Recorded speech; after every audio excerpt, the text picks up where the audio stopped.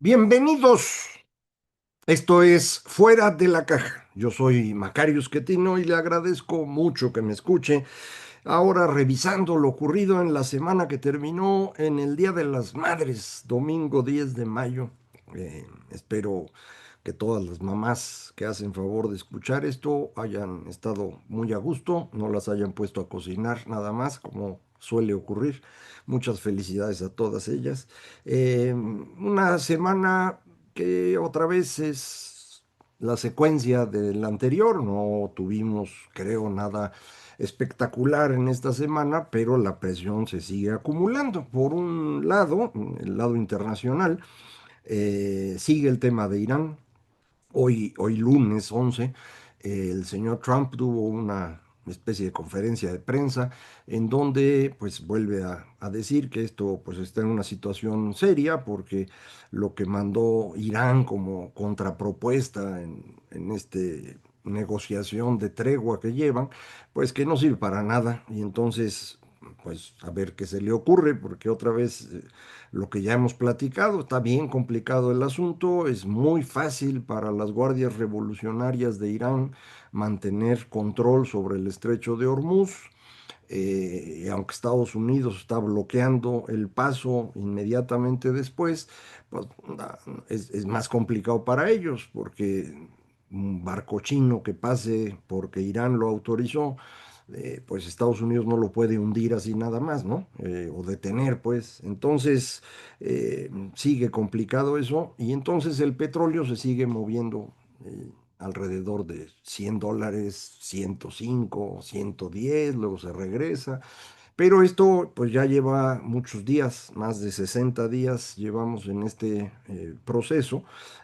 No nada más está limitado el flujo de petróleo, usted sabe, también de gas licuado, también de eh, urea, de los antecesores sí, antecesores de las cosas que se usan para el campo, de agroquímicos, helio, se necesita para refrigerar, ahora de gran importancia para los temas electrónicos. Entonces, pues, esto empieza a notarse ya en muchas cadenas productivas alrededor del mundo. Hay varios que ya están pensando que este golpe al mercado va a tener un efecto que va a durar muchos meses, probablemente más de un año, porque no se va a regresar rápidamente el precio del crudo. Y eso, pues si se logra un acuerdo que sigue todavía muy atorado. Vamos a ver qué más ocurre aquí. No, no sabemos porque pues no nos queda claro otra vez en qué va a terminar. Si el señor Trump de veras quiere liberar el estrecho de Hormuz, lo tiene que hacer con militares en el terreno y eso pues sería un riesgo muy elevado para su mercado interno, para la política doméstica. Con elecciones en noviembre, ya falta 6 meses para eso, ya menos de 6 meses de hecho para el día de la elección. Entonces tiene que cuidar mucho esas cosas el señor Trump. Como habíamos platicado aquí, el que no pueda resolver esos asuntos en Irán, pues creo que le amplía la tentación de hacer algo en este continente para mejorar su posición. Ha habido noticias este fin de semana acerca de Cuba. Ya la semana pasada Marco Rubio anunció que imponen sanciones a Gaesa, que es la empresa que controla todo ahí en Cuba. Esta empresa pues es la que funciona para que el ejército cubano le extraiga los recursos a los cubanos, de eso se trata. Estas sanciones sí le pegan muy, muy duro al gobierno de Cuba, pero también hubo noticias acerca de vuelos de espionaje y cosas así.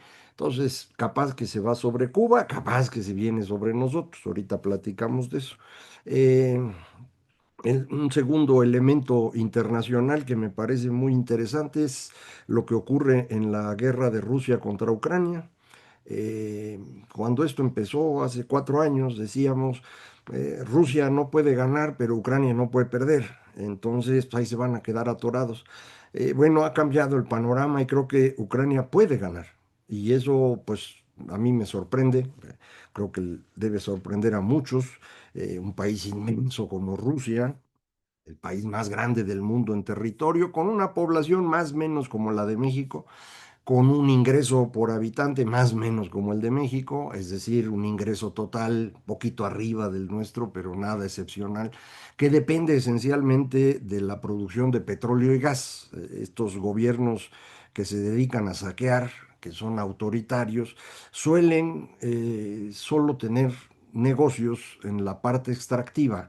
Más allá de eso ya no da mantener alto nivel tecnológico con un sistema autoritario de extracción de rentas, es imposible. Te dirá, no, pero China no es exactamente un sistema de extracción de rentas, entonces esa es la razón por la cual ha funcionado, pero funcionó mientras lograban utilizar todos los recursos ociosos que tenían y esto pues empezó a atorarse en 2009 con la gran recesión que redujo el comercio global y a partir de 2021 China está por completo atorada y esa es la razón por la cual invade mercados en todo el mundo con producción que venden abajo de costo porque pues necesitan mantener ocupada la población. Entonces ellos están en sus problemas. Pero el tema que estábamos platicando de Ucrania y Rusia, insisto, Ucrania pues está derrotando a Rusia. Rusia ha invertido en esto 1 millón de personas que han muerto, la mitad de ellos y la otra mitad está dado de baja por eh, eh, heridas o cosas por el estilo, pero es 1 millón de personas, es un montón que han perdido en 4 años. No han podido aprovechar por completo el alza de precios de crudo que resulta de la guerra en Irán, porque Ucrania les ha destruido los puertos de salida en el Báltico y en el Mar Negro. Están usando el Caspio para venderle cosas a Irán o para sacar a través de ahí hacia China producción. Ucrania también les ha dañado refinerías y otras instalaciones energéticas importantes y todo esto lo ha hecho con lo que aquí hemos llamado la guerra de guerrillas del siglo XXI, el uso de drones. Y en eso Ucrania pues ha resultado excelente. Ahora además tiene recursos que tenían detenidos en la Unión Europea porque Víctor Orbán, el tirano de Hungría, los bloqueaba. Pero pues resulta que Orbán perdió la elección y esto liberó esos recursos y pues le causa un daño muy importante a Putin, que ya perdió prácticamente todo. Perdió el control de Siria, que tenía con su amigo ahí, Bashar el-Assad, perdió ya el control del Sahel a manos de grupos terroristas, Al-Qaedas, está perdiendo en Ucrania, perdió Hungría, ha perdido todo. Entonces sí está grave para él. Vi por ahí opiniones de que esto ya lo pone al borde de perder el poder. Hay que esperarse para eso, pero sí está en una situación bien complicada el señor. Otro que está en una situación complicadísima al momento de grabar esto, no sé si va a llegar a la mañana cuando usted me escuche, ya veremos, es el señor Keir Starmer, el primer ministro británico que tuvo elecciones municipales de concejales y perdió, pero de manera espantosa. Más o menos hay como 5.000 concejales en Inglaterra, hay otros poquitos en Escocia y en Gales, pero en lo que es Inglaterra hay como 5.000. El Partido Laborista que encabeza Starmer perdió 1.500 posiciones. Y esas 1.500 más o menos las ganó el partido que se llama Reforma, que es, como dicen, ¿no? Extrema derecha, un populismo muy del tipo de Le Pen en Francia, por ejemplo, un personaje muy extraño, el señor que dirige esta cosa de Reform UK. eh, y pues había ya hoy lunes en Gran Bretaña mucha presión para que Starmer renuncie. Ya habíamos comentado que estaba en dificultades. Bueno, ya las dificultades se convirtieron en una tragedia. En cuanto haya elecciones generales, pues van a barrer a los laboristas. Los conservadores están peor todavía, tienen menos concejales, perdieron como 500, que ganaron un cacho los verdes y otro cacho los demócratas liberales, pero pues no se ve que ni el Partido Laborista ni el conservador, que son los que han gobernado Inglaterra desde hace siglos, digo, en sus variantes, pues, no se ve que puedan ganar la próxima elección, la ganaría este de Reform, que es un peligro potencial para el mundo, un Trump local, ¿no? Entonces, vamos a ver qué ocurre por allá.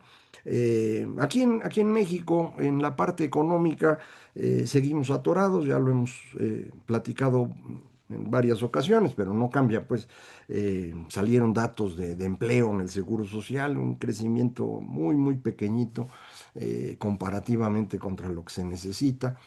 eh, no estamos teniendo avances significativos en consumo o en inversión. Lo que mejoró es las exportaciones, pero esas exportaciones que crecen, que son manufactureras sobre todo, son de bienes electrónicos, no es industria automotriz, ya lo habíamos platicado.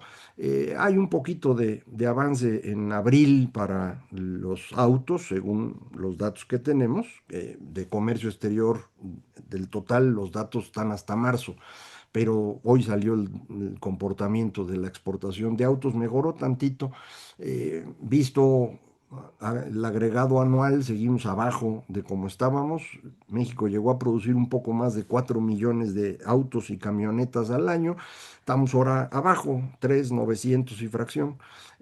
No hemos logrado recuperarnos, pero abril fue un poquito mejor, ¿no? Esperemos que así siga. Pero le decía yo, lo que más exporta son electrónicos, y el tema es que estos electrónicos generan poco empleo comparativamente, pero además requieren un montón de importaciones. Y entonces la balanza manufacturera, es decir, exportaciones de manufacturas menos importación de bienes intermedios, se está cerrando. Entonces, parece una buena noticia, pero no lo es tanto. Y esto pues hay que considerarlo para no emocionarse demasiado. Hay la preocupación de que parte de esas exportaciones electrónicas en realidad sean reetiquetado de productos chinos. Y es una preocupación porque ya ve cómo se ponen los gringos con eso, ¿no? Entonces, pues esperemos que no tengamos ahí un problema mayor, pero eso es lo que está ocurriendo. Bueno, y en el gran tema nacional que hemos estado platicando, la semana pasada le dedicamos mucho. Durante la semana publiqué mis artículos en El Financiero, todos dirigidos a ese tema, y hoy, para explicar por qué mi columna y este espacio se llaman Fuera de la Caja, pues presento una sugerencia a la señora Sheinbaum, que está fuera de la caja la sugerencia, es decir, pensar en temas que no son tan sencillos, que no están en la lógica tradicional de las cosas. Sí, ya sabemos cómo llegaron al poder, eh, ya sabemos que desde 2021 hay un apoyo del crimen organizado, sabemos que para 2024 el señor López Obrador usó el dinero de todos para garantizar el triunfo de su gente. Sabemos que dieron un golpe de Estado después de la elección, asignándose más curules de las que la ley le permitía y comprando senadores de los que eran más débiles por cuestiones de chantaje y corrupción. Con eso tomaron decisiones que han puesto a México en una situación de gran vulnerabilidad, empezando por la destrucción del Poder Judicial. Entonces, ¿cómo se resuelve esto? Porque otra vez, para Estados Unidos, México ya es un tema de seguridad nacional. Ya no están pensando en el narcotráfico, están pensando en el control que tienen los grupos criminales del gobierno mexicano. Eso dijo Trump el viernes, ¿no? En México gobiernan los cárteles. Ya lo había dicho, pero lo volvió a decir. Entonces, pues es una situación muy preocupante. ¿Qué se puede hacer? Eh, Mi sugerencia es, ¿por qué no nos vamos al 136 de la Constitución? Que ese nunca se usa, ¿no? Y ahí dice que esta constitución seguirá vigente si por alguna rebelión se suspende, al término de ella va a regresar. Aquí no hay rebelión. pero sí hubo una serie de eventos que no son, digamos, legales y no son legítimos. Entonces, mi sugerencia es, ¿y por qué no lo aprovechamos el artículo? Y dada la circunstancia, pues si los señores de Estados Unidos nos están pidiendo ciertos personajes que todo el mundo sabe que están en relación con el crimen organizado, ya los están pidiendo, pues órale, mano, que se los lleven, ¿no? Pues hay que aprovechar la circunstancia, que es extraordinaria, para aplicar una solución extraordinaria. Dado que esta decisión, si se tomase, implicaría un conflicto serio al interior de Morena, mi sugerencia es que la señora Sheinbaum apele a la unidad nacional, más allá de la unidad de su movimiento, la unidad de todos, frente a la gran amenaza que es la presión estadounidense. Y para hacerlo, lo que habría que hacer es aplicar el 136 y regresarnos a cómo estaban las cosas antes del 1 de septiembre del 2024. Esto implicaría declarar inexistentes las decisiones del Congreso actual, de la legislatura que está en proceso, regresarnos y con base en eso, pues volver a tener un poquito de imagen para el resto del mundo que genere confianza, algo indispensable para poder recuperar el funcionamiento de la economía, pero también indispensable para frenar la presión de Estados Unidos, porque no tenemos otra herramienta para ello, no tenemos ni cómo argumentar Estado de Derecho en México con la Suprema Corte que usted conoce, y no podemos apelar a nadie que nos ayude del resto del mundo porque ya nos peleamos con todos o los ignoramos, ¿no? Si faltaba alguien con quien pelearse ahora, pues esta semana se peleó la señora Sheinbaum con la eh, presidenta de la Comunidad de Madrid, que vino aquí a México para, pues, para hacer algunos eventos que le ayuden a ella en su política. Ella es del Partido Popular, es decir, lo que sería el equivalente al PAN, pero en España. Entonces, bueno, vino a lo suyo y quería, pues, tener reflectores y demás, y le cancelaron todo. La estuvieron presionando y bloqueando para que nadie le diera espacio en medios y que no pudiera hacer los eventos que quería hacer, y acabó pues diciendo ya me voy. Por eso estaba la señora Sheinbaum insistiendo tanto en Hernán Cortés. Entre tantas cosas que había, pues había un evento alrededor de Hernán Cortés que ya no ocurrió. Eh, entonces, pues ahí anda esto, ¿no? ¿Qué importancia tiene Hernán Cortés, man? Yo, mi opinión ya la conoce, está en el libro de conspiraciones, y creo que es un tema que no hay que estar discutiendo con detalle porque no tiene mucho caso. Sirve entender cuál fue la circunstancia en la que Cortés y Moctezuma se encontraron, sirve entender qué fue lo que ocurrió después de eso, para entender por qué México llega a ser, cuando se llamaba Nueva España, el centro del mundo. El comercio internacional pasaba por aquí, financiábamos todo, a España, a Cuba, a Perú, a Filipinas, nos sobraba dinero para ser los más ricos del mundo. Y ya luego, pues, nos convertimos en México y ya ves cómo nos ha ido. Esas son las cosas que yo creo que valen la pena, no exactamente si Cortés era bien mala gente o no, pues obvio que era mala gente, ¿no? O sea, si no, ¿para qué viene uno hasta acá desde allá, ¿no? Venían a ver cómo se hacían ricos y nobles y demás, pues eso exigía enfrentar a los demás y matar gente. Acuérdense, esa España que llegó aquí es la que había hecho la reconquista de su territorio, y entonces estaban acostumbrados al enfrentamiento y venían a eso, a hacerse ricos, ¿no? Entonces, no hay que estar esperando que llegaran santos. Vinieron curas, ¿no? Y tampoco eran tan santos la mayoría, entonces pues no hay que estar esperando esas cosas. Esa discusión la estuvo promoviendo la señora Sheinbaum, pues un poco para distraer al enemigo, para aprovechar que venía la señora Ayuso, para no hablar de Rocha Moya. Luego se le ocurrió al señor que está en la CEP, el señor Mario Delgado, que es otro de los que según los medios está en todas las listas para que le toque lo mismo que a Rocha Moya. Pues el señor se le ocurrió, vamos a achicar el calendario escolar para que no les dé calor a los niños, para que aprovechen el mundial. Yo creo que es para quitarse de encima la presión que tenía la Coordinadora Nacional de Trabajadores de la Educación sobre el gobierno. Ya sabe usted, la gente se dedica a extorsionar al gobierno, y habían amenazado con movilizaciones durante el mundial. Si usted cierra las escuelas, pues la gente se queda sin gente para movilizar, porque los maestros se movilizan cuando hay periodo escolar, no en vacaciones, ¿no? Entonces, yo creo que eso es lo que influyó más en él. Pero en cualquier caso, lo que estamos viendo es una situación, insisto, extraordinariamente rara, eh, inédita, y por lo tanto necesitamos soluciones de ese nivel, inéditas. Y creo que la solución para la señora Sheinbaum sería la que le estoy diciendo. Eh, Todo el mundo me va a decir, no lo va a hacer. Está bien, pero mi chamba es proponerle, ¿no? Y proponerlo públicamente para que se discuta. Pero pues ella sabrá qué hace. Claro que si no lo hace, a lo mejor acaba en lo mismo, ¿eh? Pero dañándose ella. Eso va a depender de qué tamaño es la presión que viene, eh, qué le ocurre al interior de su grupo, pero yo no veo cómo va a alcanzar a llegar de aquí a la elección del 2027 en buenas condiciones. Ya incluso veo difícil que puedan, como habían dicho, ponerse de acuerdo en todos sus candidatos antes del Mundial. Eso es lo que querían hacer.